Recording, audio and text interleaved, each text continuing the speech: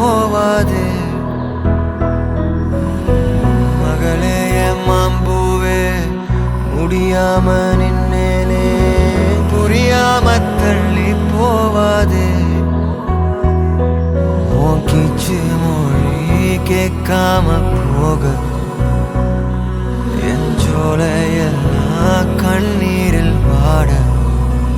ஓ நீயா போக சொன்னாலும்